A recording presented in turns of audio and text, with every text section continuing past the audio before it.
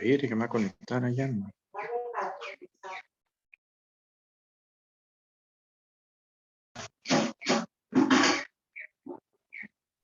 Bendiciones, mi pastor Cobo. ¿Cómo me le va? Bien, Pastor Hugo, bendiciones. Dios lo guarde. Amén. ¿Cómo está usted? Bien, Pastor, todo bien, gracias a Dios. Excelentísimo. ¿Listo para hoy? Claro, amén, Pastor. ¿Listos? ¿Cómo le ha parecido el tema? ¿Cómo se ha sentido con el tema? Bien, Pastor, todo bien. Todo entendible, Pastor. Todavía no le he enviado la diapositiva, pero va a ser aún más fuerte todavía cuando le envíe la diapositiva, ya verá. Sí, sí, sí. Entonces, Bueno, sí. cualquier cosita vamos a estar ahí camellando, ¿verdad? Trabajando fuerte. Perfecto, Pastor. Para que eso sea mejor todavía, sea más entendible. Sí, señor. Ajá. Bueno, vamos a esperar unos 5 minutitos, unos 3 minutitos vamos a esperar. Y Ah, cuando no, está comenzamos, bien. Listo, Pastor. vale, pues.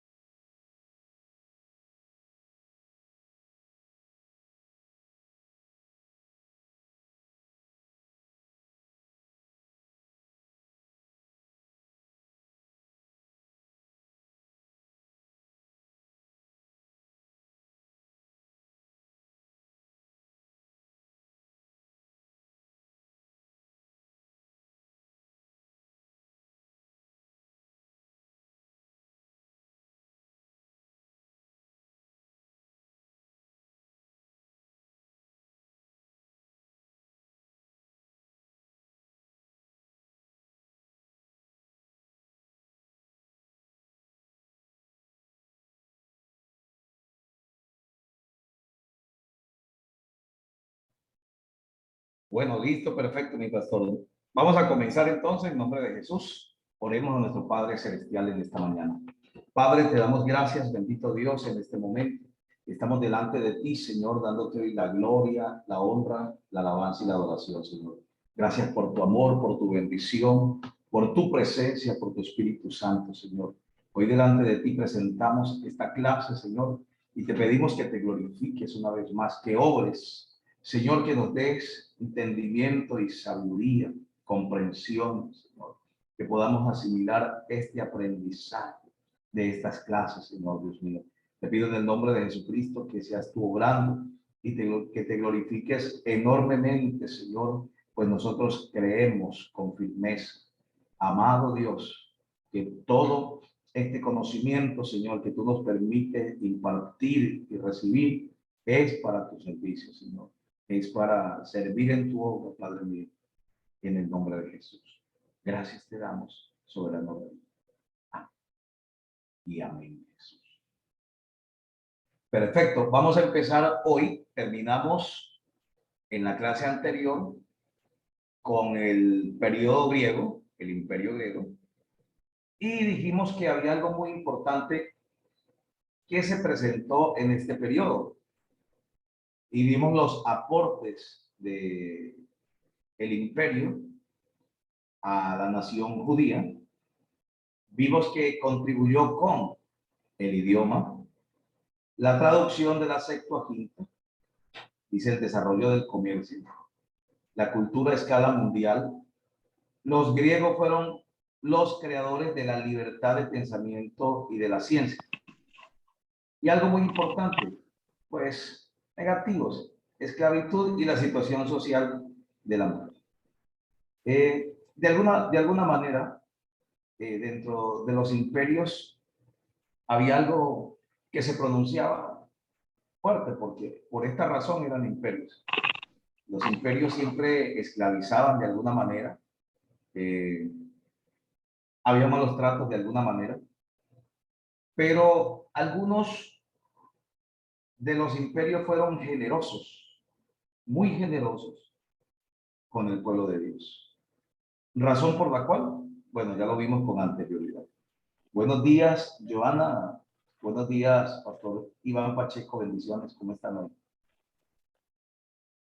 Muy buenos días. Dios me les bendiga. Hermana Joana, bendiciones. ¿Sí nos escuchas? Buenos días, pastor. Bendiciones. ¿Sí? ¿Nos está escuchando? Aquí sí escucho. Ok. Perfecto. Pastor Iván Pacheco, bendiciones. Ya lo estamos extrañando por aquí en sala. Sí, además estamos en la clase pasada, pero aquí estamos una vez más. Ok, gloria a Dios. Listo para el trabajo. Perfecto. Bueno, vamos a entrar hoy. Ustedes vieron la clase anterior está en YouTube, ¿no? Yo se las envié al YouTube, al grupo, y usted puede entrar a ese canal de YouTube y encontrar la clase pasada. Entonces, esta creo que también la vamos a tener ahí. Vale. Bueno, vamos a hablar del periodo intertestamentario, pero de una parte muy, pero muy importante y que a mí me gusta mucho. Es la independencia macabea. Y yo quiero hacer una introducción al tema, hablando un poquito a grosso modo de que desde el imperio, digamos, asirio, porque era de los quienes transportaron a los israelitas. Pero digamos, ponemos del imperio babilónico hasta el imperio romano, que es el último que aparece allí. En medio de todos esos imperios, o ya finalizando, llegando casi al imperio romano, antes de pasar al imperio romano, mejor, hay libertad. Hay unos 100 años de libertad. O sea, el pueblo se levanta, el pueblo judío arma un ejército y se va contra sus opresores. Entonces, aquí vamos entrando a conocer que los judíos empezaron una revuelta. Los insurrectos, los que hicieron la revuelta, comenzaron una especie de guerrilla contra ese sistema y se fueron con todas. Dice la historia, la tradición, por eso existe el libro de Macabeos. Y el libro de Macabeos no está dentro del canon bíblico del Nuevo Testamento en nuestra Biblia, porque no es un libro inspirado por Dios, pero la historia que está allí es real. Es decir, eso sí pasó. Pero es más contado como una historia realmente que como una inspiración de Dios. Pero es un libro muy importante como libro de historia para leerlo. ¿Por qué? Dice, en el año del 167 antes de Cristo al 63 antes de Cristo, dice, familia de patriotas gobernantes judíos, cuyos miembros son conocidos también como los asmoneos. El nombre macabeo se deriva del arameo macabá, que significa martillo. La familia de los macabeos, este nombre dado, estos gobernantes, porque ellos se levantaron contra el imperio de los Seleucidas, contra la dinastía de los Seleucidas, que era uno de los 4 generales que quedaban en los que se dividió el imperio de Grecia. Al dividirse ese imperio en 4 generales, 2 generales quedan muy cercanos a los judíos, que es Ptolomeo, que mantiene un tiempo los judíos, pero luego Seleuco invade la parte de los judíos y arrebata esa parte. Se la quita a los Ptolomeos y queda allí coordinando todo este lugar, toda la parte de los judíos, toda Jerusalén. Entonces, ¿qué acontece? Al empezar a coordinar todo esto, el Seleuco, al mando de Antíoco IV, empieza este hombre a erradicar el judaísmo y empieza a matar a la gente por practicar el judaísmo, por tener el libro de la ley. Los que tenían copia del libro de la ley los empieza a matar y sacrifica una cerda en el altar del sacrificio de Dios. Coloca una imagen de Zeus, hay una imagen de Zeus y consagra ese templo, el templo de Dios para Zeus. Entonces los macabeos se levantan y por eso el nombre macabeo que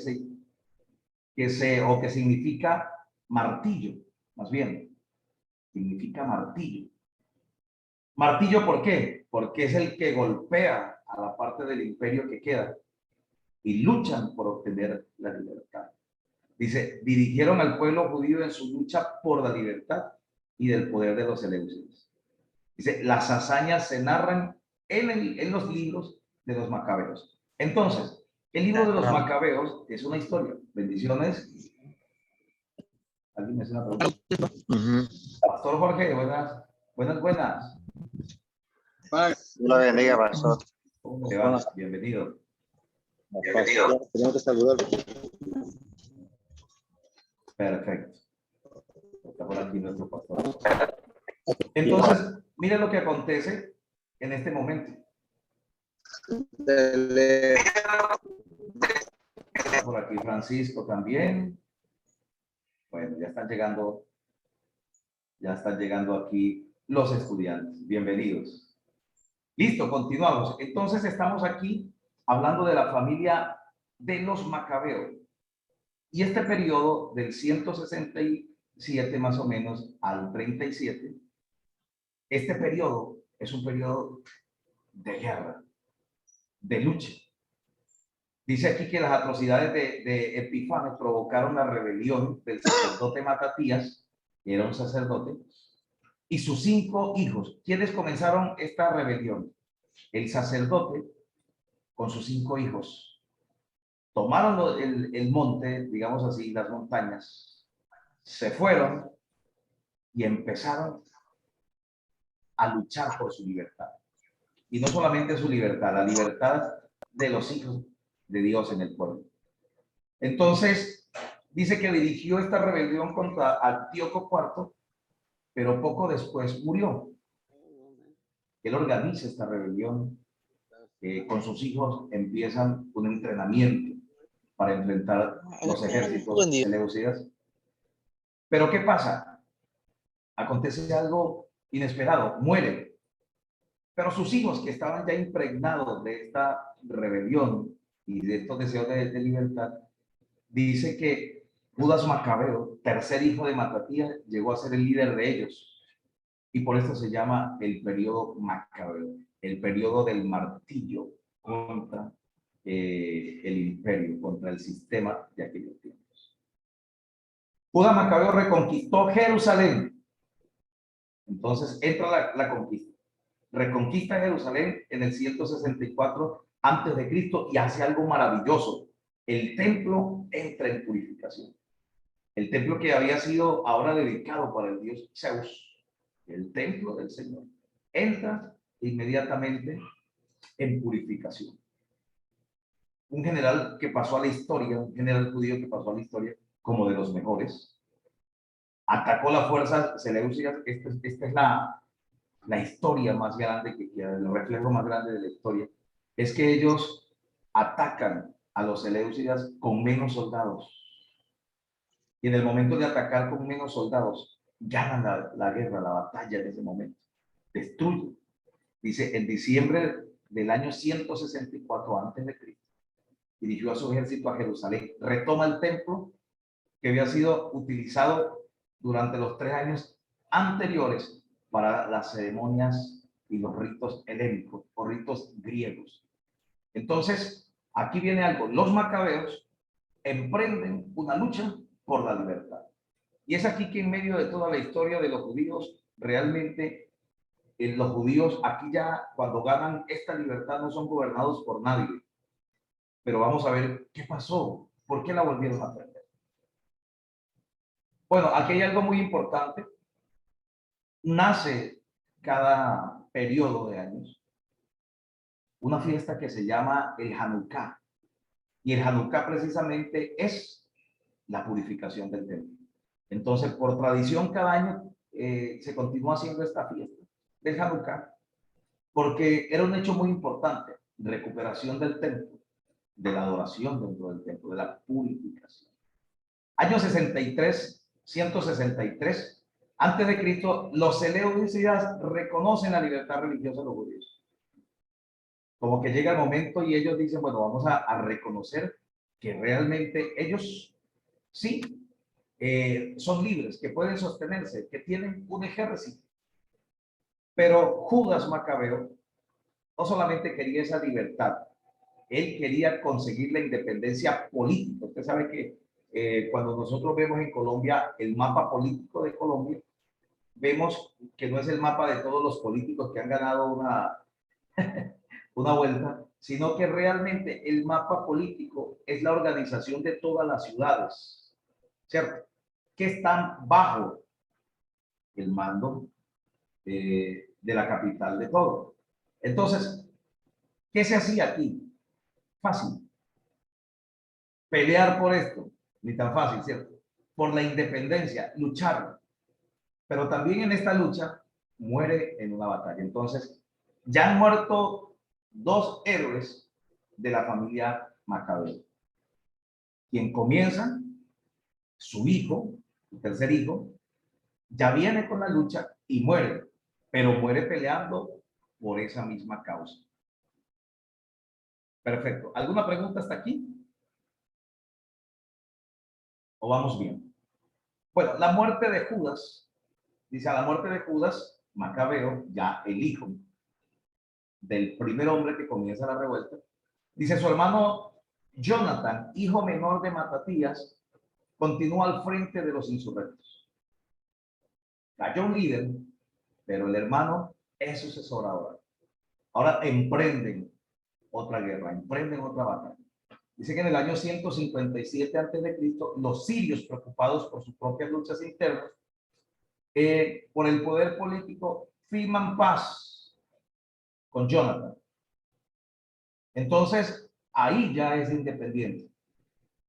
Políticamente es independiente de ellos. Ya no está bajo el mando seleucida de ninguna manera. Ahora Israel está en una independencia. Mire lo que viene. En el año 152, ya pasando ya 5 años, Jonathan se convierte en el sumo sacerdote de Jerusalén y administrador de Judea. El sumo sacerdote sube a su plataforma.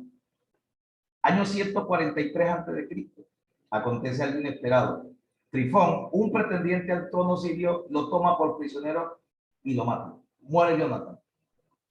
Ya estamos viendo el tercer líder de los macabeos, de la misma familia, que muere en el intento de sostener ahora la libertad. Unos buscándola y otros ya cuando la tenían. Perfecto, continuamos. Esta es una historia muy hermosa. Sigan con mucho cuidado esta parte que les voy a comentar aquí. Dice Simón, ahora viene Simón, segundo hijo de Matatías. Asume el poder. En el año 142 a.C., entra en negocios con Siria. Judea es reconocida políticamente independiente. Los sirios se expulsan de las ciudades. Fuera de Jerusalén, los sirios. Solamente la raza judía queda allí. 141 a.C., dice, una gran congregación del pueblo y los sacerdotes judíos eligieron a Simón como sumo sacerdote y gobernante civil. Aquí entra un gobierno ahora conjunto, muy parecido al gobierno del Imperio Romano, donde la ley y la política estaban caminando juntas. Pero pasa un tiempo y la iglesia se convierte también en el mando político y se convierte también en el mando religioso, o ya era el mando religioso. Y por eso cuando ya vienen las cruzadas, usted escucha más adelante en la historia las cruzadas, que fue la muerte de muchos cristianos y judíos, la iglesia tradicional estaba al frente ya con un poder político, con mucha fuerza ya, para poder dar órdenes, como realizar este tipo de cruzadas, matar a cristianos, judíos, musulmanes. Entonces dice que, bueno, este hombre se convierte en sacerdote y en gobernante civil, el gobierno y la religión juntos. Es algo súper peligroso, porque al final no se sabe realmente que si se está tomando una decisión por Dios o por los hombres. Continuamos. Dice, a partir de este momento, ambos cargos serán hereditarios para la familia de Simón. ¿Cuál fue el cargo hereditario? El cargo político y el cargo religioso. Aquí acontecen cosas inesperadas. Mira, ellos ya tienen la libertad. Ya Judea es políticamente libre. Nuevamente establecen el servicio, la libertad del culto de ellos como judíos. Pero vienen hechos inesperados. Parece que la familia, después de sentirse que no estaba gobernada, que ya no tenían un imperio que los dirigiera y que los oprimiera, exactamente. Entonces comienzan las revueltas dentro de la misma familia. Dice, Simón es asesinado por su yerno. Dice, a su muerte, su hijo menor, conocido como Juan Hircano, asume el poder desde el año 134 hasta el 104 antes de Cristo. Juan Hircano. Juan Hircano I asume el poder. Empieza la descendencia a tener el poder. Ya nadie tenía que luchar por ello porque era hereditario. Mi hijo, el primogénito, y el primogénito de mi hijo, y el primogénito de mi hijo primogénito, y así sucesivamente.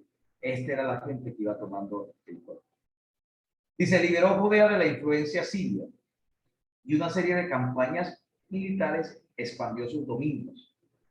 Y los dominios se fueron hasta las provincias de Idumea y Samaria, parte de Galilea y territorios al este del río Jordán.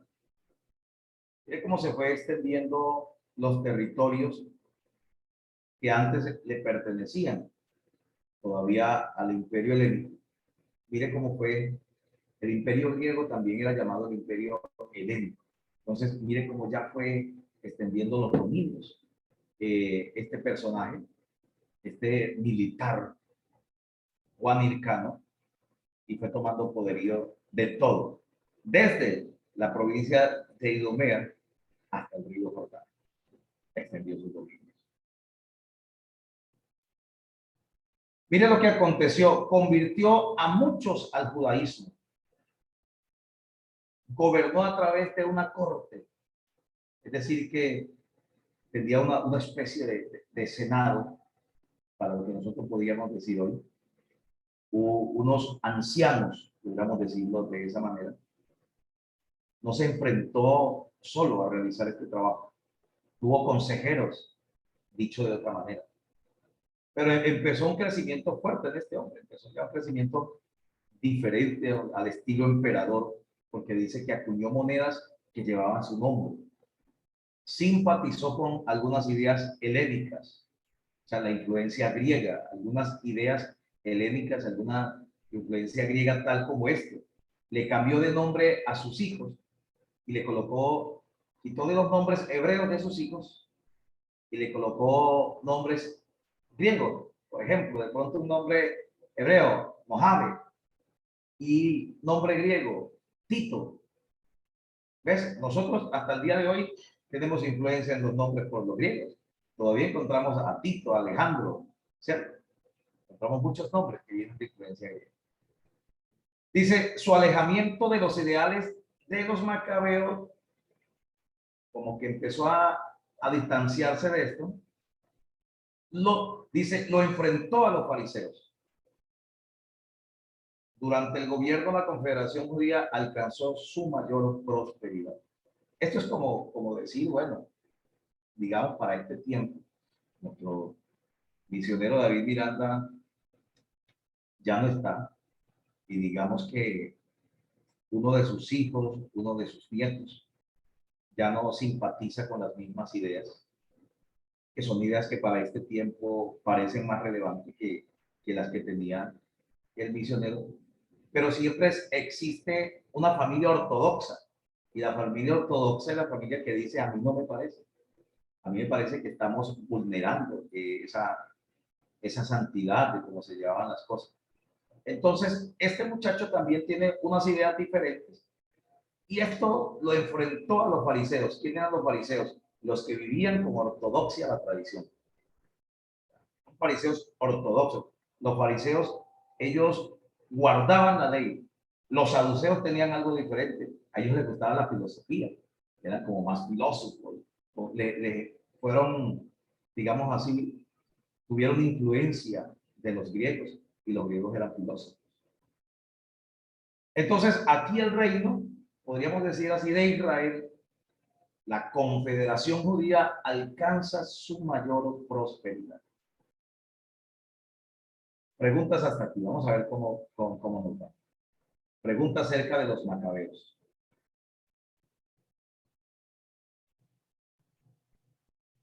Vamos a ver qué dicen. Tenemos por acá. ¿Alguna pregunta, Pastor Jorge, hermano Antonio, Francisco, Iván? ¿O vamos bien? Pues estábamos bien. Interesante la historia, interesante el tema. Muy claro. Sí, lo importante de todo esto es que tengamos en cuenta, mira, del final prácticamente del Imperio griego al comienzo del Imperio romano, se abre una brecha de unos 100 años donde el pueblo judío se gobierna solo. O sea, vuelve a ser independiente. ¿A través de qué? A través de esta familia de los macabeos, que fueron los que, ante el intento de Antíoco IV de erradicar totalmente el judaísmo, se levantan. Y eso que aquí estamos viendo cosas muy pequeñas, pero por ejemplo, Judas Matatías y la familia Macabea presenciaron algo muy tremendo, que fue la muerte de sus hermanos prácticamente aserrados. Aquí estamos viendo poquito. Si nosotros leemos Macabeos, nos vamos a dar cuenta que fueron unas atrocidades tremendas, horribles, como Antíoco IV quiso acabar prácticamente con el culto judío, queriendo que se convirtieran al culto griego. Hermanos, los judíos preferían la muerte. Perfecto. Continuamos por aquí. Dice, le sigue Aristóbulo I. Entonces, su hijo que gobierna del 104 al 103 antes de Cristo. Muy poco, ¿no? Un año. Lo sucede Alejandro Janeo, su hermano, quien gobierna hasta el año 76 antes de Cristo. Se convirtió en sumo sacerdote mediante el matrimonio con Salomé, la viuda de Aristóbulo. Conquistó y convirtió el judaísmo en los territorios vecinos, ya que hizo proselitismo. Proselitismo es tratar de traer otras personas a mi religión. Por ejemplo, los de Judá, judíos, o Judea también, ellos salían a ser prosélitos, salían a otros lugares, y tuvo inconvenientes con Pablo, y Pablo le decía, no, los judíos no pueden venir a ser prosélitos a estos lugares gentiles, porque el judaísmo es para los judíos, el cristianismo es para los gentiles. Dice, se convirtió en sumo sacerdote, ya sabemos, tras la muerte de Aristóbulo. Se casa con Salomé, conquista los territorios vecinos, los convierte en judaísmo, y se extiende el reino asmoneo. ¿Cómo hacía el reino asmoneo? Esta es la misma familia de los macabeos, o sea, es la misma descendencia. Los asmoneos son los macabeos. Son los macabeos. Aquí comienza un periodo bastante difícil. Y yo puedo mirarlo aquí como muchas personas y muchos pueblos entran en esta situación. El pueblo cuando siente ya el poder, el mando, cuando el político se posesiona y empieza a ver el control que puede ejercer sobre su pueblo, empieza a intentar, porque si no se cumple lo que él dice, comienza por encarcelar, comienza por desaparecer las personas. Aquí vemos algo muy importante. Vemos que este nuevo, Aristóbulo Alejandro Janeo, quien gobierna hasta el año 76, entra en una condición o en un propósito despiadado. Las luchas internas empiezan a verse dentro de ellos. Pero miren lo que acontece. A su muerte asume la esposa Salomé Alejandra, quien gobierna desde el año 76 al 67, 11 años. Entonces, esto es algo muy importante. Mire que dentro del gobierno de los macabeos, en los judíos, hubo una mujer gobernante, Salomé Alejandra, y gobierna durante 11 años. Dice, apoyó a los fariseos, a quienes convierte en sus asesores principales. Veamos a Salomé Alejandra gobernando. Esto quedó para la historia, ¿no? Porque no era muy reconocido que una mujer realizara este tipo de trabajos. Pero aquí lo vemos. Aquí vemos, a su muerte asciende el poder o al poder Hircano II, quien había sido nombrado en el 76 antes de Cristo por Salomé, su madre, como sacerdote y gobernador de Judea. Hircano II, mira, empieza la historia. Ya había sido nombrado como sacerdote y gobernador en Judea, ya estaba realizando su oficio.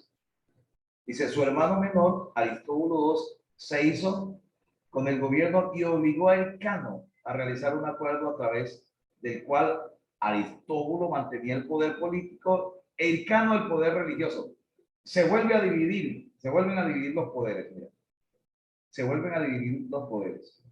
Su hermano menor, Aristóbulo II, toma el poder del gobierno y le dice a Hircano, no, yo soy un gobernante político. Usted es un gobernante religioso, se divide el poder. Entonces, viene otra situación aquí ahora, se separa el poder nuevamente. Dice, un idumeo llamado Antípater, ciudadano de Jerusalén, apoya a Hircano II para que recupere el poder político. Luchas internas. Aquí viene, ya no estamos aquí bajo el poder, bajo el poderío de un gobierno imperial, ya ellos no están aquí. Estamos viendo que se están gobernando a ellos mismos, pero empiezan a desfigurarse. Aquí dice que ya Hircano está empezando una serie de conspiraciones y se desata la guerra civil. Se desata una guerra civil tremenda. Desde el 67 hasta el 63 antes de Cristo. La guerra civil. Dice, en el año 63 antes de Cristo, el general romano Pompeyo Magno conquista Jerusalén y envía a Aristóbulo II y a su familia próxima. ¿A dónde los envían? Bueno, los envían a Roma y Hircano II vuelve como sumo sacerdote. Esto se convierte en una pelea interna, en una lucha, y ya por aquí está interviniendo el imperio. Todavía aquí no es imperio, el general Pompeyo todavía está en la República Romana. Pero Pompeyo viene guerreando, tomando poderío, porque quiere pelear por allí, por las tierras que estaba comandando Julio César. Julio César era otro general Y hay una lucha interna en Roma entre dos generales y había una lucha interna entre dos judíos. Dice, restablece el Cano II como sacerdote. Todavía Roma no era imperio. Y en Roma empieza a ser imperio desde el año 26 antes de Cristo y todavía estamos en el 67. Dice, el último de las líneas monedas fue Antígono, hijo de Aristóbulo II. El último de las líneas monedas. Dice, en el año 40 antes de Cristo capturó a Hircano y se proclama rey de Judea. Todo dentro de una familia.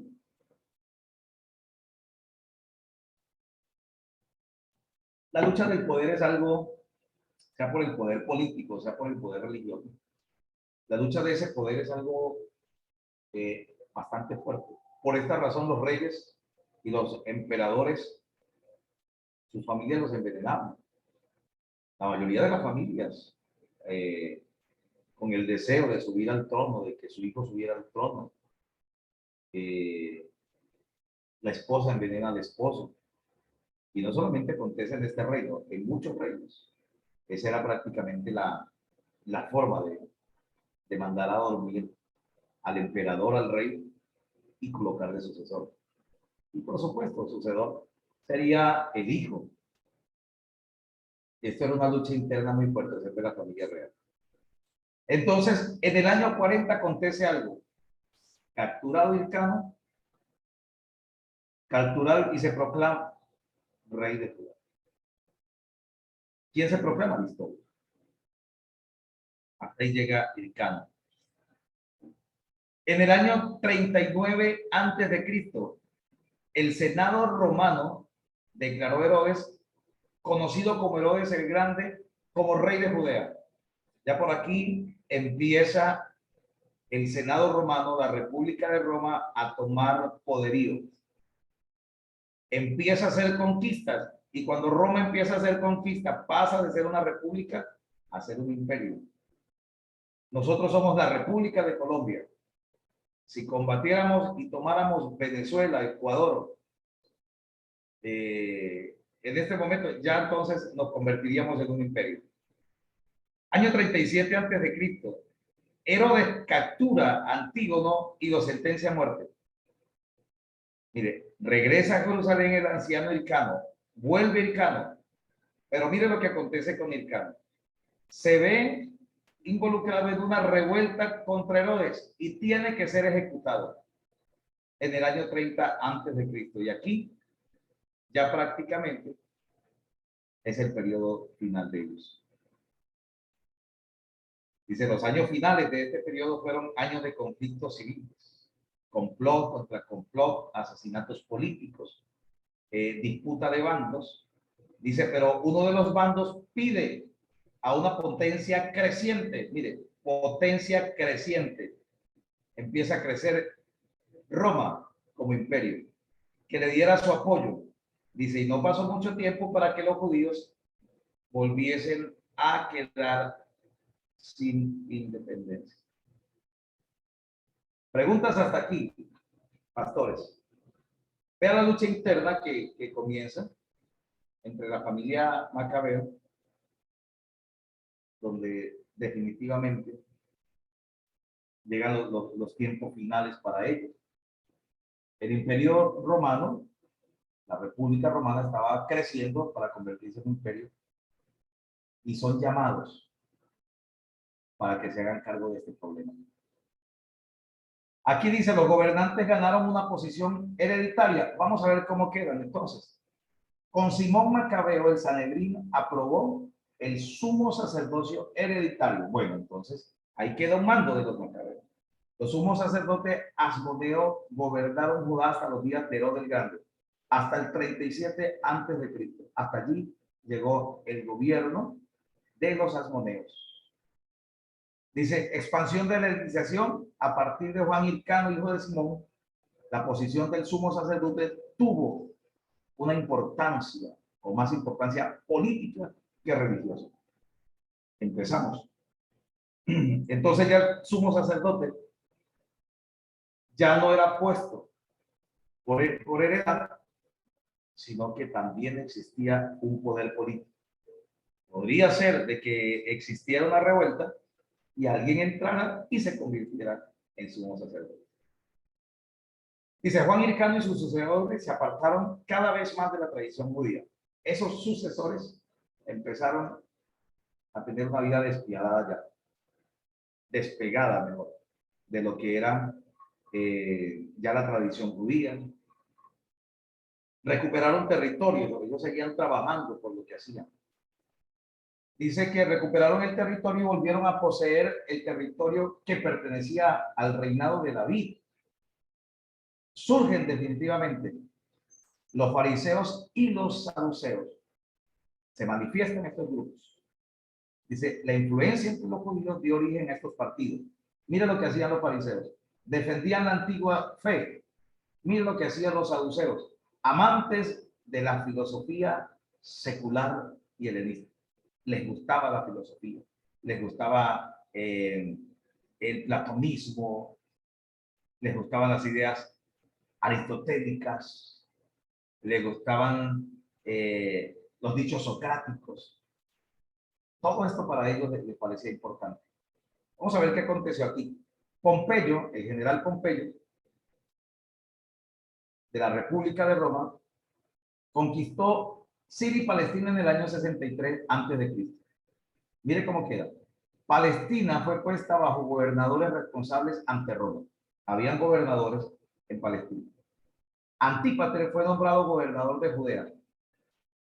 Gobernador de Judea. César Augusto nombró a Herodes el Grande, hijo de Antípater, como rey de los judíos. Ahora los judíos tenían rey. Herodes gobernaría entonces desde el año 37 hasta el año 3 antes de Cristo. Aquí sí ya tenemos un periodo romano. Aquí ya hay imperio romano involucrado directamente en los judíos. ¿Cómo llegó el imperio romano a los judíos? Llegó por petición de ellos mismos. Ellos tenían un problema interno, una guerra civil, y uno de los mandos pidió la intervención de esta república que ya estaba creciendo, y llega y se establece también, y se empieza a establecer un imperio. Algo importante que aconteció. Este imperio todavía permitía que los judíos siguieran en su trato, en su religiosidad. De alguna manera no estaban interviniendo. Dice, nunca pudo granjearse el cariño de los judíos, los cuales ganarse. Vamos a quitarle acá. Ganarse el cariño de los judíos fue difícil para él. Bueno, aquí no puedo hacerlo, pero en la diapositiva que voy a enviar. Fue difícil ganarse ese cariño de los judíos. Ellos acusaban que habían terminado con los macabeos. Y para ellos era una familia muy importante, eran sus libertadores, la gente que los defendió frente a todas las situaciones difíciles que ellos vivieron. Dice, en el año 19 comenzó la edificación del faustoso templo de Jerusalén. Este hombre hace algo tratando de ganar el cariño de los judíos, engrandecer ese templo, construirlo de una manera majestuosa, con todas prácticamente buscando la gloria del primer templo que había construido Salomón. Esto es algo, bueno, que él quiso hacerlo tratando también de ganarse ese cariño. Él sabía que los judíos adoraban a Dios y su templo. Dice, cuando nació Jesús, este era el Herodes que gobernaba y fue quien procuró matarlos. Este fue el Herodes que procuró matar a Jesús. Le dio una orden de matar a los niños a una edad de 2 años hacia atrás, hacia abajo. Todo niño tenía que morir. Él pensaba que encontraría allí de alguna manera al sucesor, porque él creía que el rey de los judíos era un hombre que venía con un ejército gigante y que iba a crear un ejército, y esa sangre real los iba a destruir a ellos como imperio. A su muerte, ocurrida poco después de la matanza de los niños, dejó su reino a 3 hijos. Y quedó así: Arquelao en Judea y Samaria, Herodes Antipas en Galilea y Perea, Herodes Felipe II en los territorios del noreste del Jordán, Iturea y Decápolis. Mira hasta dónde llega. Ahora empieza a tener cada lugar un gobernador y empieza una organización masiva de la misma familia. Aquí dice que Pilato fue el sexto gobernador de Judea y Samaria. Otro hijo de Herodes, Antipas, llamado Herodes, prestémosle mucha atención a esto. Otro hijo de Herodes, Antipas, llamado Herodes, y conocido como Herodes el tetrarca, que la Biblia lo nombra, fue hecho tetrarca de Galilea y de Perea. Herodes el tetrarca gobernó durante el ministerio de Jesús. Mira. Entonces, note usted que eran varios Herodes, pero estos Herodes venían prácticamente de la misma familia. Mire, el otro hijo de Herodes Antipas, llamado Herodes y conocido como Herodes el tetrarca, fue hecho tetrarca de Galilea y Perea. Herodes el tetrarca gobernó durante el ministerio de Jesús. Bueno, ahora sí vamos a encender camaritas un poquito. Y vamos a conversar aquí un poco. Vamos a ver cuál fue el aporte de Roma al cristianismo. Vamos a ver aportes de Roma. ¿Qué aportó Roma al cristianismo? Gobierno y paz mundial. El mundo estaba globalizado y prácticamente sin fronteras, lo cual facilitó la difusión de la fe cristiana. En el Imperio Romano, como no había fronteras, la fe cristiana pudo pasar de un lugar a otro. Dice, gobierno permanente, estable, con una ejemplar administración de justicia. El derecho romano. Se aplicó el derecho romano, aunque los judíos pues podían juzgar con sus leyes. Listo, por aquí prendió camarita Iván, Jorge. A ver qué más enciende camaritas. Vamos a encender camaritas. Pastor Alonso, Francisco, Antonio. Perfecto. ¿Alguna pregunta? ¿Qué más les puedo explicar? ¿Qué le queda así como entredicho? Porque es bastante información. ¿Qué les pudiera explicar? ¿O qué aporte tienen ustedes para lo que estamos hablando hoy? Cuéntemelo todo.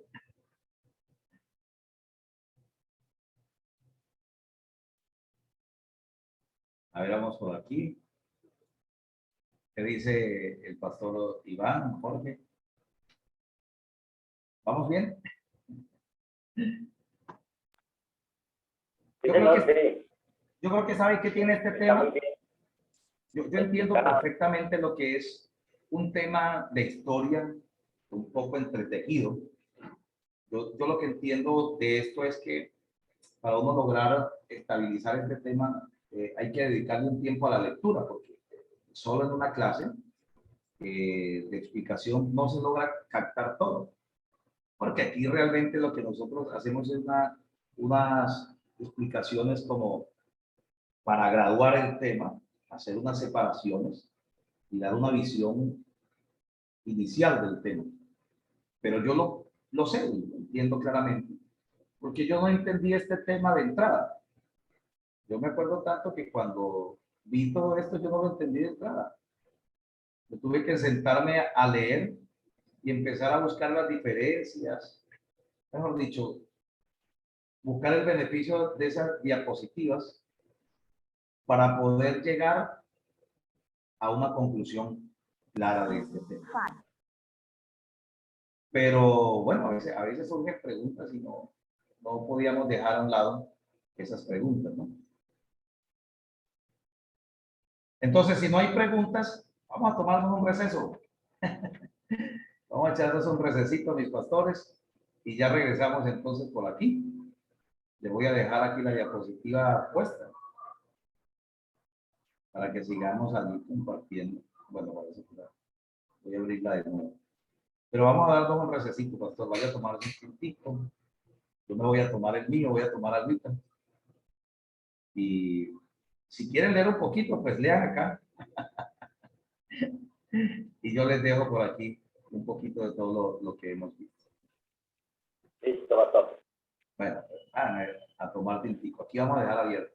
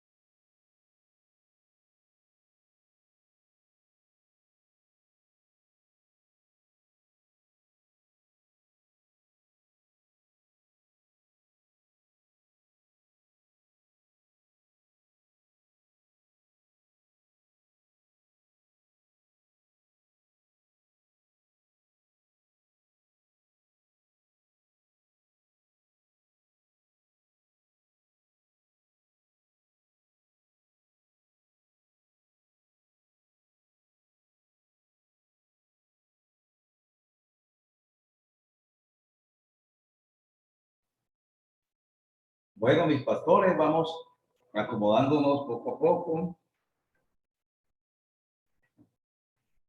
A Francisco, bendición de Francisco, Francisco pendiente.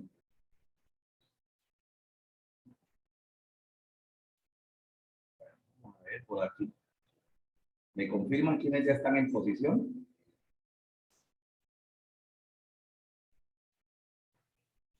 Pastor Alonso, ¿quién más está por aquí ya listo? Ivancito. También, Pastor Iván. Y Pastor Jorge, ¿estás por allí?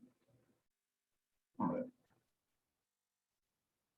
Listo, perfecto. Vamos a ver qué aporte. Seguimos en los aportes que dejan. En los aportes que Roma le deja al cristianismo como tal, ¿no? Ya no estamos hablando al pueblo judío solamente, al cristianismo como tal. Porque recordemos que ya nace una nueva religión. Así es, exactamente como ellos lo ven. Una nueva religión llamada el cristianismo, los seguidores de Jesucristo. Veamos qué aporte dejó entonces el Imperio Romano. Buenas carreteras. La red de carreteras cruzaba todo el imperio desde España hasta el Éufrates. Caramba, pobrecitos los esclavos de aquel tiempo, mi hermano. Porque usted sabe que hacer carreteras era tallar las piedras, ¿cierto? Y pavimentar los caminos, prácticamente. Pavimentar los caminos. Dice, desde Alemania hasta África. Bendito Jesús. Dice, esto se hizo de la época romana, o esto hizo de la época romana la más comercial e internacional de la historia. Las carreteras. Siempre lo hemos visto y para nuestro tiempo sabemos que un departamento, un país sin carreteras vive un atraso económico extremadamente fuerte. ¿Por qué razón? No hay cómo sacar los productos, no hay cómo transitar de un lugar a otro. Se impide el comercio interno y externo. Dice, la unión de tantas razas y pueblos bajo un imperio ayudó a derribar barreras raciales y culturales. A mí esto me parece interesantísimo, porque primero que todo, el pueblo judío era un pueblo con unas, podríamos decir, creía ser una raza superior, una raza casi que única, pues, por varios factores. Primero, porque era el pueblo de Dios, los llamados el pueblo de Dios, y porque ser judío significaba tener una purificación por herencia, que era el pueblo llamado a la purificación. Dice aquí, se derriban las barreras raciales. Entonces el pueblo judío tenía muchos encuentros raciales con diferentes pueblos a los que realmente los despreciaban. Lo podemos decir de esa manera. Pero no solamente ellos, los griegos tenían también su disputa racial. Y la cultura, que son las costumbres de cada pueblo, pues imagínense cómo cambiaban, porque el pueblo judío traía una tradición enorme y los otros pueblos eran más libertinos en sus tradiciones. Dice, en estas condiciones el mundo habría de escuchar la predicación de Cristo. Cuando se dice, no hay griego, ni judío, ni esclavo, sino que siervo, ni libre. ¿Pero por qué razón se decía esto? Porque el evangelio era para todos. Sencillamente el evangelio era para todos. Bueno, yo les pediría que si tienen por allí una agenda, tienen por allí su lapicerito, empecemos a usarlo acá. Tomemos apuntes porque esto está muy interesante y vamos a tomarnos los siguientes minutos para hablar de esto. Dice, religiones y filosofías, doctrinas religiosas y doctrinas filosóficas diferentes. Dice, de Palestina en el tiempo de Jesucristo, prácticas paganas. Vamos a ver. La adoración de los reyes y emperadores. Para algunas culturas, mis amados pastores, líderes, para algunas culturas, los emperadores eran como dioses. Por ejemplo, para el pueblo egipcio, el emperador era un dios. Ok, no era considerado como un hombre normal. El emperador era un dios. Entonces, parte del paganismo era la adoración de reyes y de emperadores, una idolatría tremenda. Religiones de misterios y ocultismo. Ya existían allí religiones antagónicas que invocaban esas fuerzas antagónicas. Y era algo pues bastante ya complicado, y aunque era perseguido por el imperio, existía. El platonismo. Platón realmente era un filósofo que creía en el mundo de las ideas. Y el mundo de las ideas, y que la materia cambia, pero que las ideas son eternas, es de donde nacen los primeros pasos de la doctrina calvinista, que se habla de la predestinación, que dice que nosotros venimos y estamos predestinados para salvación, que aunque nuestro cuerpo tenga condiciones corruptas y malos comportamientos del alma, cuando se muere, se vuelve de donde vinimos. O sea, si vinimos del cielo, volvemos al cielo, sin importar cuán corrupto hayamos sido. Entonces, el platonismo hablaba de que nosotros éramos una idea, ellos querían decir un espíritu, y que cuando llegábamos a la materia, nosotros cambiábamos de ideas, pero cuando la materia se perdía, la idea volvía. Es decir, el alma como que volvía al lugar de donde fue enviada. ¿Qué le parece? El mundo de las ideas de Platón. El gnosticismo. Esto es importantísimo. ¿Quiénes eran los gnósticos? Porque desde el primer siglo del cristianismo ya existían gnósticos. Se trata de una doctrina elitista según la cual los iniciados no se salvan por la fe en el perdón gracias al sacrificio de Cristo. Escúcheme bien. Para ellos no se salva la persona por la fe en el perdón por el sacrificio de Cristo. Se salvan mediante el conocimiento introspectivo de lo divino, que es el conocimiento superior a la fe. Ya les voy a explicar por qué. La fe no basta y la muerte de Cristo tampoco. El hombre es autónomo para salvarse a sí mismo. Esto quería decir, los gnósticos lo que quería decir, del conocimiento introspectivo, es del conocimiento de su inteligencia, de su razón. Nosotros no nos salvamos solo por la muerte de Cristo. No solamente esta era nuestra salvación. Para el humano salvarse, se salvaba a través de la inteligencia, del conocimiento que tenía. Entonces, estos hombres eran bastante estudiosos. Ellos decían que por la inteligencia nosotros podíamos salvarnos. O sea, que había un conocimiento superior a la fe. Un conocimiento superior. Y que nosotros podíamos salvarnos por nosotros mismos. Por nuestro conocimiento. Imaginemos. El epicureísmo. Eso es una doctrina filosófica. Y estos epicúreos y estoicos los encontramos en las cartas paulinas. Pablo habla de ellos. El hombre debía rechazar la enseñanza de miedo y supersticiones. No había motivo para temer a los dioses, porque estos, si bien existían, no podían relacionarse con nosotros ni para castigar ni para ayudar. El epicureísmo decía que no deberíamos creer en dioses. Esas son las supersticiones. Creer en ayudas de Dios ni en castigo, nada de eso. El hombre es autónomo. Que si llegaron a existir los dioses, no podían ni ayudar ni castigar.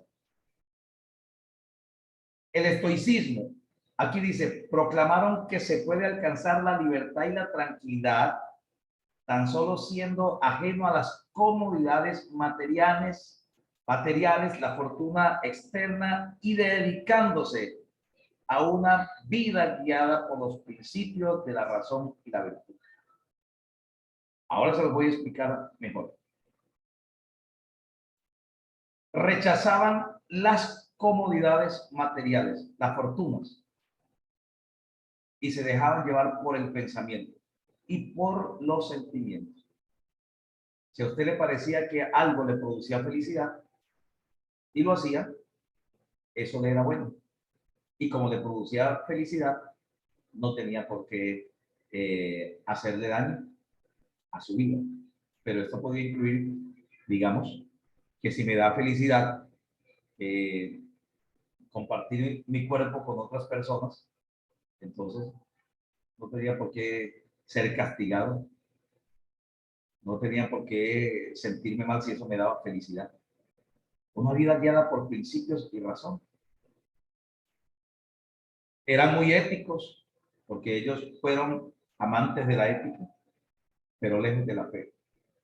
Y todos sabemos que lejos de la fe no encontramos una buena solución. Lejos de la fe, nosotros quedamos en la razón, y en la razón nosotros vivimos de lo que vemos, de lo que tocamos, de lo que sentimos, ¿cierto? De todos esos principios que tenemos, esas habilidades que nosotros tenemos. Se llaman los 5 sentidos. ¿El hombre puede vivir por los 5 sentidos en Dios? Claro que sí. De lo que ve, de lo que toca, de lo que escucha, de lo que siente, de lo que palpa, de lo que huele. Pero sin la dirección de Dios, pues definitivamente estamos perdidos. Punto importante, rechazar lo material y vivir de la razón y la virtud. Vivir de mis pensamientos, de lo que yo haya aprendido, en otras palabras, y de cómo pueda comportarme. Eso, estamos hablando con anterioridad de religiones y filosofías de Palestina en el tiempo de Jesús. Religiones y filosofías. Religiones, gnosticismo, adoración a reyes y ocultismo. Filosofías, platonismo, epicureísmo, estoicismo. Vida religiosa. Ahora vamos a ver cuáles eran los religiosos de aquel tiempo de Jesucristo. La religión judía. Utilizaban la ley, el Pentateuco, los profetas y los escritos. Esa podríamos llamar como la Tanaj, la Septuaginta también, porque la Tanaj más adelante es una Biblia en el primer siglo, es una escritura donde tienen varios libros que lo vamos a ver adelante que comparten nuestra Biblia. Entonces, los judíos, ley, Pentateuco, los profetas y los escritos, ¿cierto? La Tanaj. Utilizaban el Talmud. ¿Cuál era el Talmud? Un libro que explicaba toda la Torá, explicaba cada versículo de la Torá. Y utilizaban el comentario de la ley escrito a partir de los 300 años antes de Cristo. Se componía del Midrash o tradición oral, o la Misna o versión escrita, y la Guemará o la aplicación práctica de la ley. Usaban la Septuaginta, entonces aquí vemos la diferencia. La Tanaj, ley, Pentateuco, escritos y profetas, Septuaginta. Utilizaban también el Talmud. Miren los libros. Entonces, esto es lo que vamos a mirar más adelante, ¿no? En las siguientes clases, esto es lo que vamos a ver. La Tanaj, el Talmud, todos estos libros. Dice, vida religiosa en el tiempo de Jesucristo. Los judíos, instituciones y sectas. El templo era el lugar de adoración, se ofrecían sacrificios, se celebraban fiestas. Bueno, eso lo tenemos clarísimo ya. Las sinagogas. ¿Qué eran las sinagogas?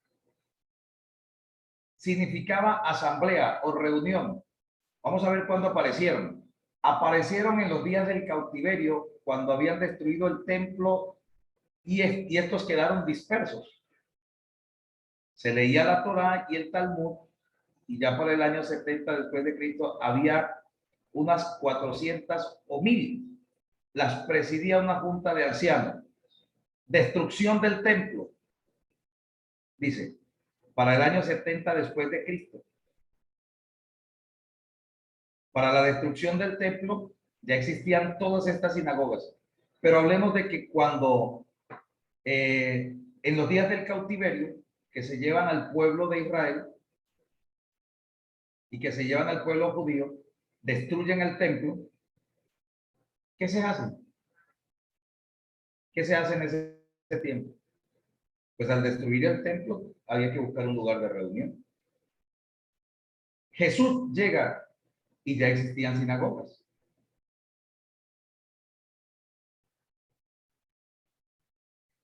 Vida religiosa, vamos a ver, judíos, instituciones y sectas. Estamos en judíos, instituciones y sectas. El Sanedrín, ¿qué era el Sanedrín? Surgió en el siglo III antes de Cristo.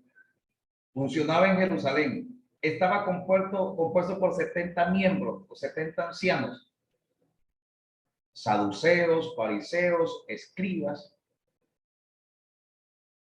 bajo la presidencia del sumo sacerdote. Entonces, aquí habían varias instituciones, saduceos, fariseos, partidos políticos que componían el Sanedrín. El poder era limitado, tenía autoridad sobre los problemas religiosos. Aquí eran la solución de problemas ¿qué? Religiosos. ¿Cuándo culminó el Sanedrín? Con la destrucción del templo de Jerusalén, en el 70 después de Cristo.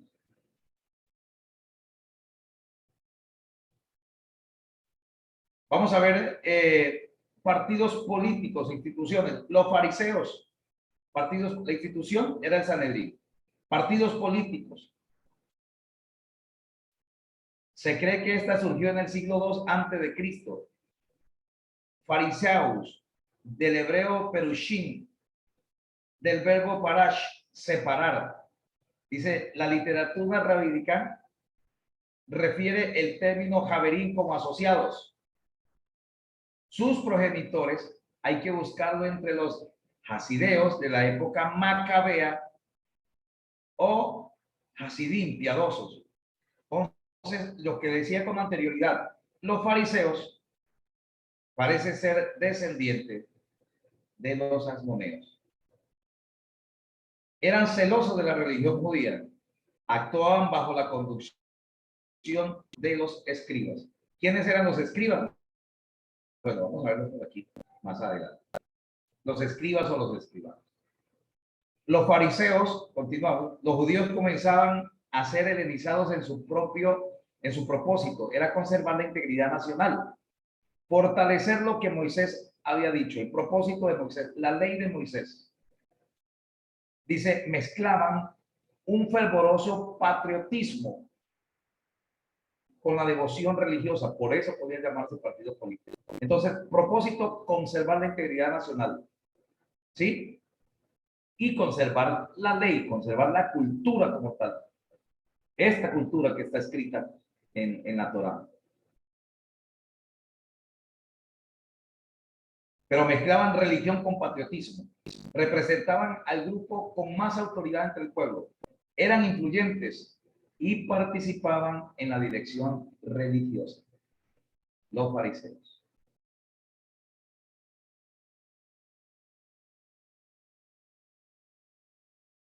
Aquí tenemos una cita, dice, entonces Jesús habló a la gente y a los discípulos diciendo, en la cátedra de Moisés se sientan los escribas y los fariseos, así que todo lo que os digan que guardéis, guardadlo y hacedlo, pero no hagáis conforme a sus obras, porque dicen, pero no hacen. Esta era la parte importante.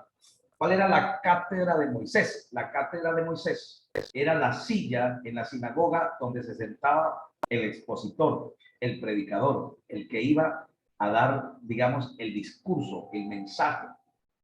Esa era la cátedra de Moisés.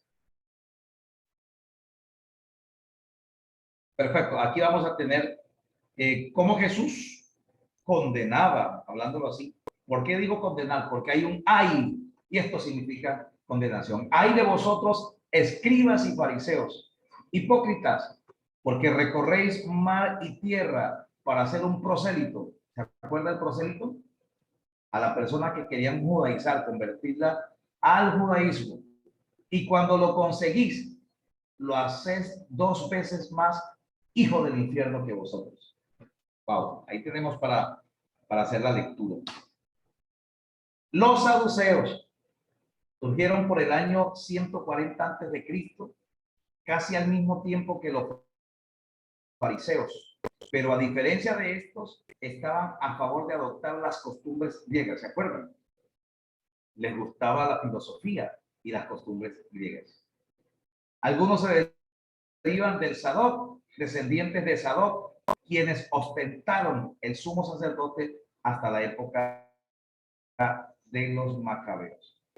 Era un grupo sacerdotal, aristócrata y materialista. ¿Por qué aristócrata? Porque le gustaban las costumbres, las leyes, digamos más bien las ideas aristocráticas, el materialismo.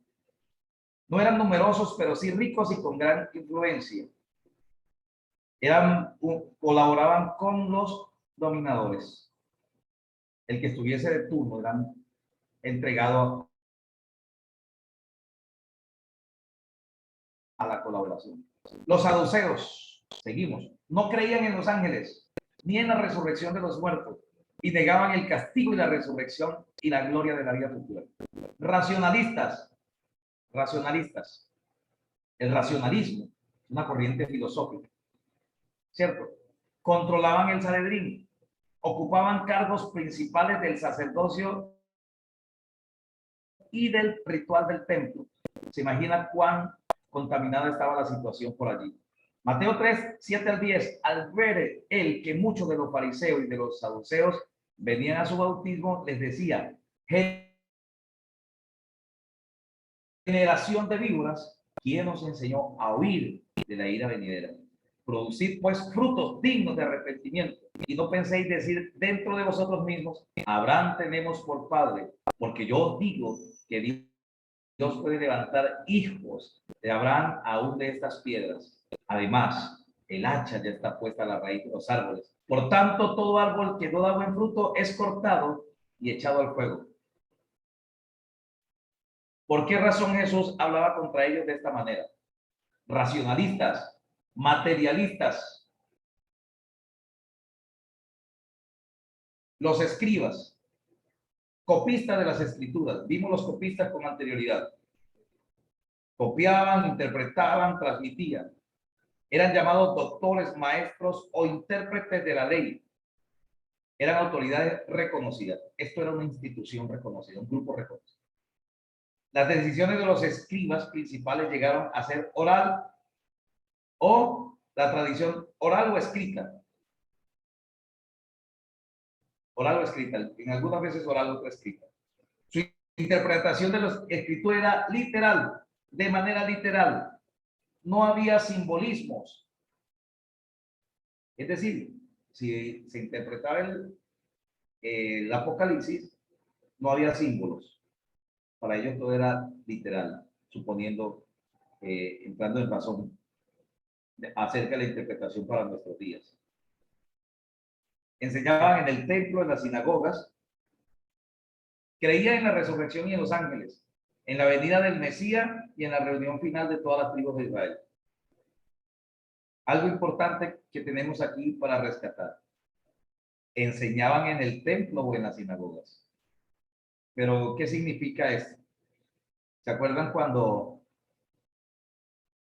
un hombre declara unas palabras de esta manera? Vi predicar a Jesús. Y predica como quien tiene autoridad y no como los escribas. Porque ellos interpretaban literal como la interpretación de la palabra de Dios de una forma académica. Por ejemplo, yo estoy seguro, cuando yo me siento aquí como docente, de una forma académica para enseñarles mis pastores, pues definitivamente no es igual como si yo subiera al altar y tuviese que dar un mensaje de predicación. No es igual, porque aquí yo estoy enseñando de una manera académica, ¿cierto? De una manera académica. Al menos que no estemos en una materia como Apocalipsis, escatología. Ya empezamos la interpretación, ya es totalmente diferente. Pero aquí, por ejemplo, les estoy hablando de historia. Y una charla como esta en el altar aburre a todas las personas, porque la gente no viene a escuchar historia como esta, viene a escuchar un mensaje de la palabra de Dios, aunque hay mensajes muy sazonados con historia. Pero lo vamos a decir de esa manera. La predicación no es igual a la academia. Y los escribas eran académicos. Preguntas y pastores. Jesús, hay de vosotros intérpretes de la luz mismos, no entrasteis, y a los que entraban se lo impediste. ¿Cuál era esa llave de la ciencia? Una interpretación espiritual de la palabra de Dios. Diciéndole él estas cosas, los escribas y los fariseos comenzaron a acosarlo en gran manera y a provocarlo para que hablara de muchas cosas, echándolo y procurando cazar alguna palabra. Estaban acechándolo, vamos a acecharlo, vamos a buscarle en qué se equivoca para luego acusarlo. Y dice, acechándolo y procurando cazar alguna palabra de su boca para acusarlo.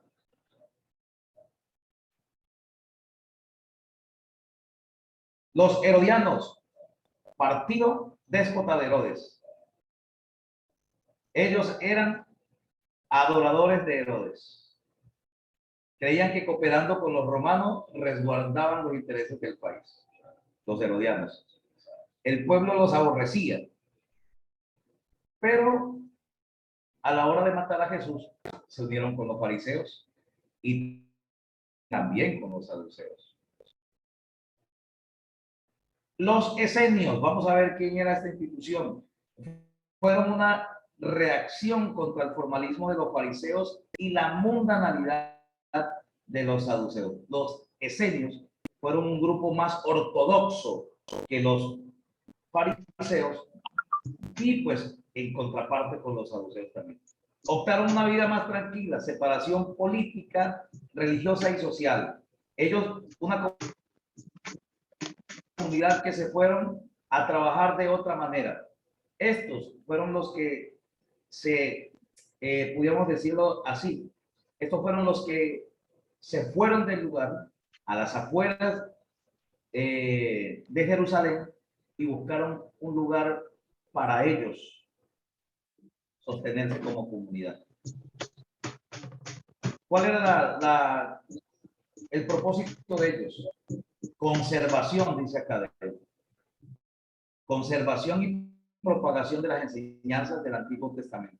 Dicen que ellos fueron los que vivieron en las cuevas del Qumran, cerca al Mar Muerto, donde se encontraron muchos escritos de la palabra de Dios, las cuevas del Qumran. Los celotes a los que pertenecía Pedro, secta nacionalista, políticamente estaban contra los romanos y fomentaban frecuentes rebeliones. Estos eran los alborotadores, por eso es que Pedro traía esa constitución celote. Este partido fue formado por, aquí dice, Judas Galileo, Judas el Galileo. Se oponía a que Israel pagase tributo al emperador pagano. Pensaban que era una tradición a Dios, el verdadero rey de Israel. O sea, no tenían, eran ortodoxos en qué sentido, no tenemos por qué pagarle tributo a un romano que es un hombre. Eran fanáticos de la libertad y esperaban al Mesías como un caudillo libertador. Estos no esperaban al Mesías de cualquier manera, sino como un comandante que viniese con sus tropas, que viniese con su gente para destruir al imperio romano. Así esperaban al Mesías, como un caudillo libertador, como un militar. Vemos por acá. Los publicanos, judíos que por amor al dinero colaboraban con los tributos que exigía el Imperio Romano. Tenían métodos para cobrar y aparte de eso ellos también se enriquecían. La comisión consistía así, en todo lo que superaba la cantidad estipulada por el imperio. La mayor parte eran muy ricos y los judíos los consideraban judíos apóstatas. Es como decir, usted tiene una cuota para traer acá, lo que exceda de la cuota es suyo. Se enriquecían. Gálatas 4:4 dice, pero cuando vino el cumplimiento del tiempo, Dios envió a su Hijo. Dios envió a su Hijo. Vamos a hablar de la proliferación literaria. ¿Cuáles fueron los escritos? La Septuaginta, la literatura apocalíptica, la deuterocanónica y literatura apócrifa. Esto fue lo que quedó de todo el periodo de los 400 años de silencio. Todo lo que vemos aquí nació en los 400 años de silencio. La Septuaginta, la literatura apocalíptica, la literatura apócrifa y deuterocanónica.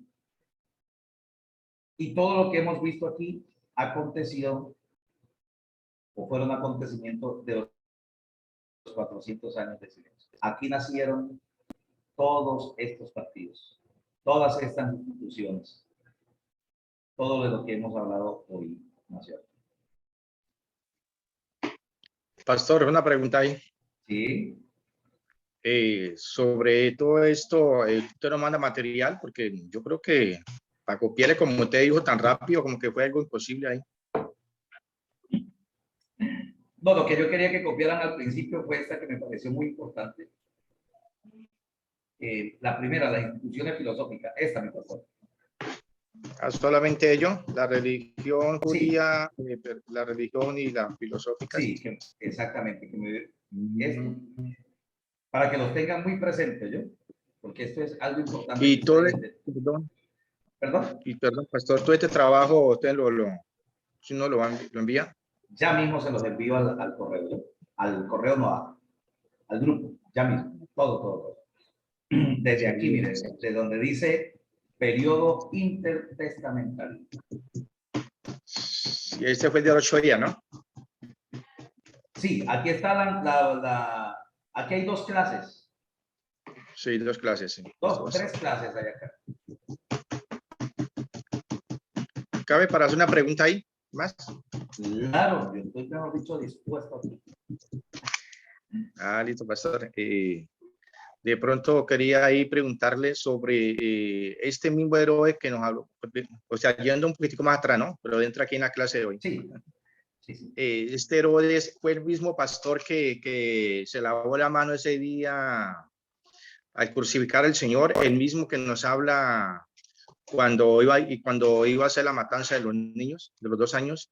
No, ese se desprenden varios Herodes. Cuando la matanza de los niños, ese murió, ¿cierto? El que participó en el ministerio de Jesús ya fue Herodes el tetrarca, pero ese viene siendo como nieto o bisnieto de ese Herodes. Perfecto. Sí, algo claro ahí. Ajá, claro, ahí viene una descendencia de los sí, ya lo encontré aquí en San Mateo 2:14. Ok. Léalo, por favor.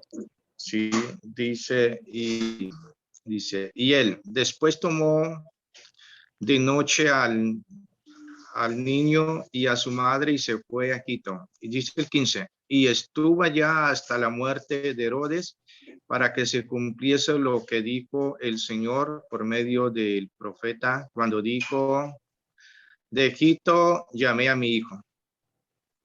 En el 19 dice, vuelve a otra vez, pero dice, después de la muerte de Herodes, he aquí que un ángel del Señor apareció en sueño a José en Egipto, diciendo, levántate, toma al niño y a su madre y vete a tierra de Israel, porque han muerto los que procuraban la muerte del niño. Perfecto. Entonces, ¿sí ve que no es el mismo Herodes? Sí, sí, este es, Ese es otro Herodes. sí, no es el mismo. Sí, este hijo es diferente al otro que, el Exactamente. otro que crucificó al Señor fue el que murió consumido por los gusanos, ¿no? Yo me imagino que sí, ¿no? El- Porque estaba en ese corto tiempo, ¿no? Exactamente. El que participó en el ministerio de Jesús, el último, Herodes el tetrarca. Ese fue el que Pero, participó en el ministerio de Jesús. Ese listo, fue el que pastor. cobijó como toda esa parte. Entonces, sí son varios Herodes. Vamos a encontrar 1, 2, 3, 4 Herodes. Sí, 4 Herodes vamos a encontrar por ahí. Y si hay tepito, lo buscamos aquí en la diapositiva. ¿Qué le parece, mi pastor? Vamos a buscarlo por aquí. Bueno, vamos a encender camaritas, pastores. Ajá. Vamos a encender camaritas. Dice, creo que aquí le llegamos. Cuando nació Jesús. Terminó de hablar. Ok. Cuando nació Jesús, este era el Herodes que gobernaba y fue quien procuró matarlo. Del Herodes que nos habló el pastor Alonso. Muéstralo. Pastor Alonso, ¿yo? Búscame. Entonces, César Augusto nombró a Herodes el Grande, hijo de Antípater, como rey de los judíos. Herodes el Grande gobernará desde el año 37 hasta el 3.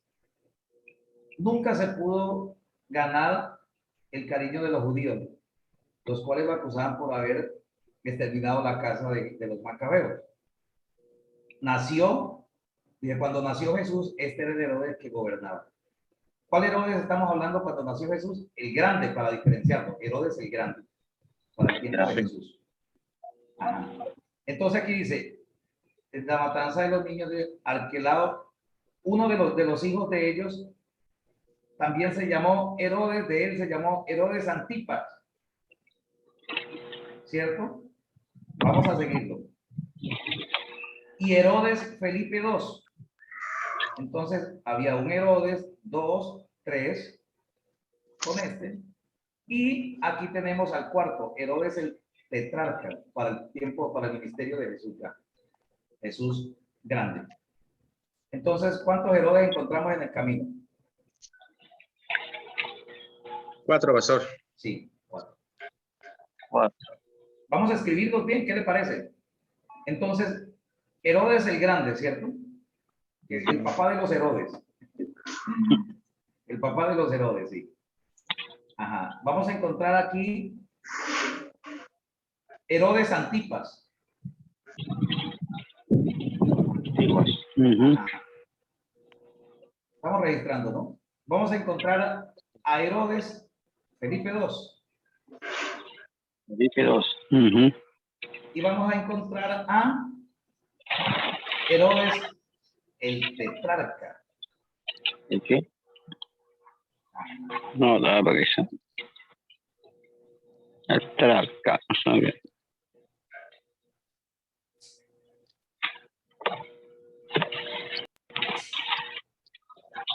Entonces, ¿qué viene siendo este Herodes? Viene siendo nieto del primer Herodes, ¿cierto?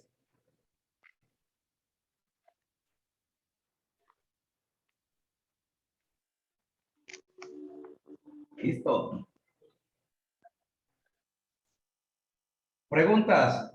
Pastor Pacheco, Jorgito, Antonio. Preguntas por aquí. Toca leer, ¿no? De pronto después al leer la otra clase sí podemos tener. Porque yo creo que los castigué, no les envié la diapositiva. Toca leer ahí. Sí, sí. Y dígame, castigados, no les envié la diapositiva, ¿cómo iban a leer? Listo, perfecto. Pero aquí la tienen y la próxima clase podemos hacer un conversatorio. ¿Qué le parece? Podemos hacer un conversatorio la próxima clase. ¿Por qué no? Podemos trabajar. ¿Qué dice Jorgito? Pastor Jorgito Contreras. No, jefe, bien, bien. ¿Todo tranquilo? Sí, señor, no, el tema estuvo muy bueno. Sí, sí. La Eso historia. sí. Sí, por eso en los 400 años de silencio vemos historia, literatura apócrifa, deuterocanónica. Vemos todo eso, toda esa filosofía y pues toda esa literatura que se proliferó en ese tiempo. Bueno, pues bendito Jesús. Bueno, pues, profe, una pregunta. Eso que usted está hablando de los 400 años, ¿también se conoce como puente histórico? Sí, es el mismo puente histórico. Es el mismo puente histórico, los 400 años de silencio, el túnel del silencio, ¿cierto? Y el periodo intertestamentario.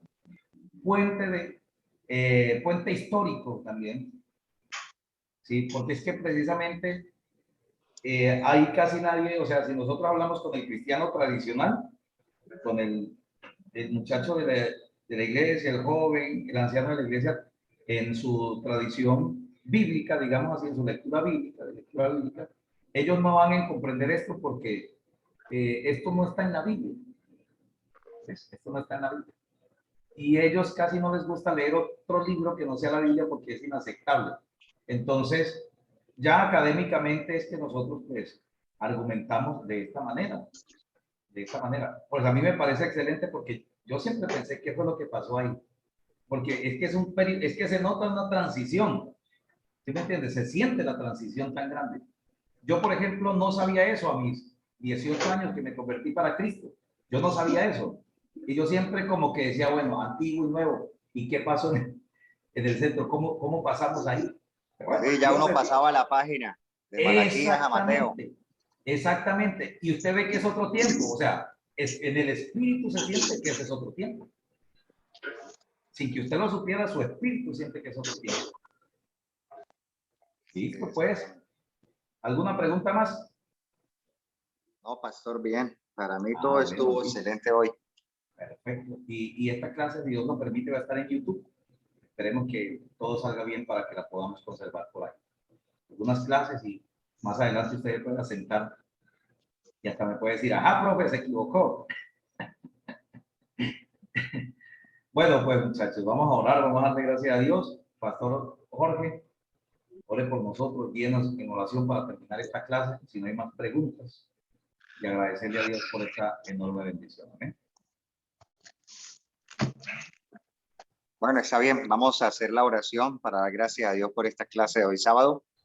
Bendito Dios, gracias por esta sala, gracias por esta clase, Dios.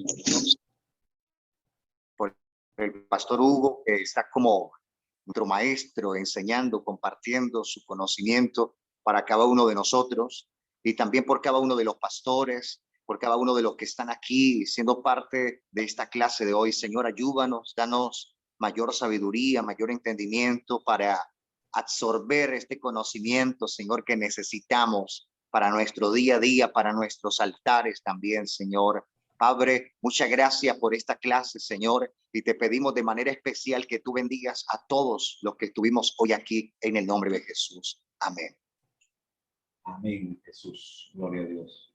Amén. Bueno, mis pastores, Dios los bendiga enormemente. Feliz fin de semana. Un abrazo fuerte. Nos vemos. Dios le bendiga, que descansen. Bendiciones. Bendiciones para todos. La gente fuerte de Tame aquí. Gloria a Dios.